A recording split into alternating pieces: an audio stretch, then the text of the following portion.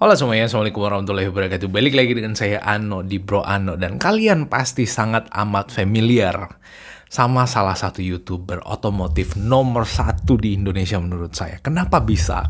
Karena dia adalah sosok yang sangat informatif, lalu kemudian edukatif, dan memberikan banyak informasi-informasi detail tentang kelebihan dan kekurangan mobil atau produk otomotif apapun yang dia review. Dan itu di-reviewnya secara jujur. Sekarang yang akan kita bahas adalah apa sih yang membuat orang ini itu sebegitu suksesnya di dunia konten kreator, khususnya di dunia YouTube. Khususnya untuk yang ngebahas tentang otomotif. So ikuti ulasan kita sampai selesai. Nah teman-teman semua, seperti yang kita sampaikan di awal, ada satu hal yang sangat menarik dari seorang Fitra Eri. Yang pertama, dia adalah salah satu YouTuber otomotif di Indonesia dengan jumlah subscriber kurang lebih 2.800.000 subscriber. 2.800.000 subscriber. Itu angka yang luar biasa. Kalau diuangkan itu lumayan ya buat beli apa ya? Beli bakso 10 gerobak, 20 gerobak. Mungkin bisa kali ya. Luar biasa orang ini. Dan memang menurut saya sebagai salah satu kreator otomotif juga di YouTube A4 Otomotif itu banyak belajar mengenai bagaimana cara menyampaikan review yang informatif tentang otomotif. Dan ya pastinya beliau masih lebih pro dengan kalau dibandingkan sama saya. Dan ada beberapa tips menarik yang disampaikan oleh beliau di beberapa video atau di salah satu video yang akan kita sampaikan atau akan kita tampilkan nanti di video ini juga. Salah satu hal yang menarik kata dia adalah bahwa buat teman-teman semua anak milenial atau anak generasi Z lah, intinya anak zaman sekarang, bidang apapun yang digeluti, khususnya buat para pecinta otomotif, bidang apapun intinya yang digeluti itu bisa menghasilkan kesuksesan dan kegagalan. Ya menurut saya masuk akal memang, karena tidak semua orang yang menggeluti bidang yang bahkan lagi growth-nya atau lagi tumbuh-tumbuhnya itu pasti berhasil. Kadang-kala ada beberapa hal yang membuat kita gagal, entah dari cara kita menangani atau menjalani suatu proses, atau bahkan mungkin perencanaan kita yang kurang matang, atau bahkan eksekusi kita yang kurang bagus. Jadi banyak faktor intinya yang membuat kita sukses dan banyak pula faktor yang membuat kita gagal. Yang jelas kata dia itu mesti bisa beradaptasi kita. Jadi kalau misalkan kita anggaplah misalkan kita lagi kepengen untuk menjadi seorang reviewer atau menjadi kreator juga, atau menjadi pengusaha, atau menjadi penulis, atau menjadi penyanyi, atau menjadi seorang pengacara bahkan, atau menjadi profesi apapun. Kalau misalkan kita memilih satu jalur profesi, maka kita harus bisa untuk beradaptasi. Nah, kita tahu bahwa teori itu tidak mentok. Jadi itu yang disampaikan tadi, kita harus bisa beradaptasi. Karena kalau misalkan kita nggak beradaptasi, kita akan ketinggalan pada suatu proses atau bahkan suatu hal yang sifatnya sangat penting yang menentukan karir kita ke depannya. Misalkan contoh, kita lagi ingin berkarir di dunia kreator otomotif, maka kita harus mampu beradaptasi dengan teknologi otomotif. Kita harus banyak tahu, banyak belajar tentang informasi otomotif, mulai dari jenis teknologinya apa, lalu kemudian cara kerjanya seperti apa, lalu kemudian manfaatnya seperti apa, lalu kemudian benefit apa yang didapatkan oleh orang terhadap produk otomotif tersebut. Dan itulah beberapa strong point yang akan disampaikan kalau misalkan teman-teman semua kepengen untuk menjadi seorang kreator otomotif.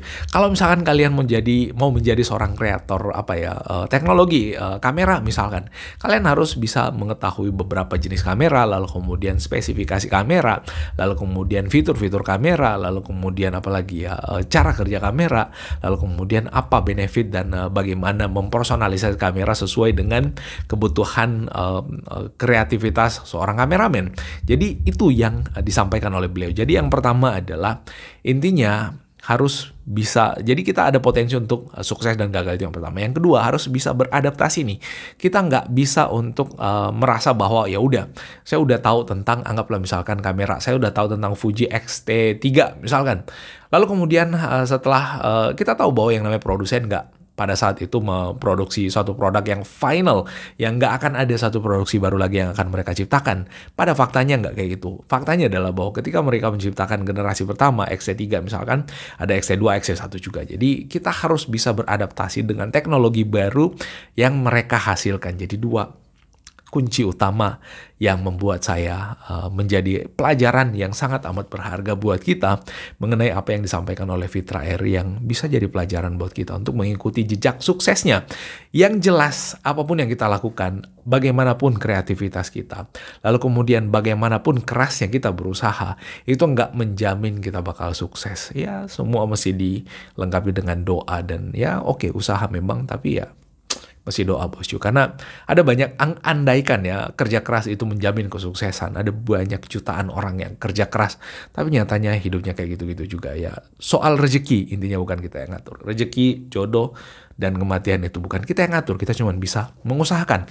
Dan satu hal penting lagi yang disampaikan oleh Fitra Eri yang menurut saya sangat amat masuk akal dan sangat amat bisa untuk kita aplikasikan. Penasaran kan kalian apa yang dia sampaikan? Yang dia sampaikan adalah bahwa kalau kita berusaha untuk merajut sukses di suatu jalur atau di suatu kegiatan, lalu kemudian kita gagal, jangan pernah berhenti pada saat kegagalan itu tiba. Kita harus terus berusaha, ulangi terus. Bahkan beliau mengutip Thomas Alva Edison yang katanya itu memproduksi 99 lampu itu gagal. Bayangin, Thomas Alva Edison itu 99 kali gagal dan yang ke-100-nya itu baru dia sukses menghasilkan atau menciptakan lampu. Bayangin, beliau terinspirasi juga dari Thomas Alva Edison dan kita terinspirasi, termasuk saya terinspirasi dari beliau dan tentunya dari usaha yang dilakukan oleh Thomas Alva Edison. So, buat teman-teman semua yang ingin berkreasi atau ingin menghasilkan suatu kreativitas dalam bentuk apapun dan di dunia apapun, yang pertama intinya, jangan pernah melangkahi ekspektasi, jangan pernah melangkahi kenyataan lah intinya. Berekspektasi tinggi itu bagus, mimpi itu bagus, tapi jangan terpaku sama mimpinya aja, mesti dikuatkan dengan usaha. Karena suatu hal bahwa ketika kita mengusahakan sesuatu, nggak berarti bahwa kita pasti berhasil. Ada kalanya kita gagal. Terus yang kedua, kita harus mampu untuk beradaptasi. Kita harus terus mengupgrade kemampuan kita, skill kita, mengupgrade segala hal yang berkaitan dengan profesi yang sedang kita dalami dan kita jalani untuk bisa menjadi seorang profesional, dari profesi menjadi profesional. Terus yang ketiga, kita harus bisa untuk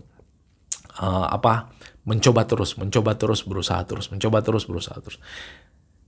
Usahakan gagal, usaha lagi gagal, usaha lagi sampai seterusnya. Dengan usaha yang diulang-ulangi, kalian akan menjadi terbiasa dan dengan keterbiasaan itu, kita semua akan menjadi orang yang akhirnya akan menjadi orang profesional. So, itu beberapa share semangat yang bisa kita bagikan dari orang-orang yang terkenal, seterkenal Fitra Eri atau dari Fitra Eri intinya. Dan inilah yang disampaikan oleh beliau pada videonya tersebut. Pesan saya buat adik-adik kaum milenial, terutama yang senang otomotif gitu ya. Jadi semua bidang apapun yang Anda pilih itu bisa membuat Anda sukses atau Anda gagal. Semua itu kembali ke diri kita. Apakah diri kita mau mengisi otak kita dengan skill yang dibutuhkan, kemudian apakah kita berani untuk kreatif? Apakah kita berani untuk beradaptasi? Karena adaptasi itu sangat penting. Jangankan 5 tahun, 1 tahun aja itu ada teknologi berubah dan kita harus adaptasi. Serta kegagalan itu jangan ditangisi. Kalau kita sampai gagal, kita harus gembira. Karena kita dapat pelajaran dari kegagalan itu. Adalah sukses yang tertunda. Iya, gitu. Betul. Yang jelas Thomas Alva Edison 99 kali gagal membuat lampu, yang ke-100 dia berhasil. Begitu ya? Iya. Kegagalan itu harus dianggap bahwa oke, gue udah sampai kegagalannya. Tinggal suksesnya. Asal kita bisa mengambil pelajaran dari kegagalan. Nah teman-teman semua, itu yang bisa kita share kali ini. Kalau ada yang salah dan keliru dari apa yang saya sampaikan, mohon dimaafkan. Dan kita ketemu pada update informasi yang seru menarik berikutnya. Assalamualaikum warahmatullahi wabarakatuh dan bye-bye.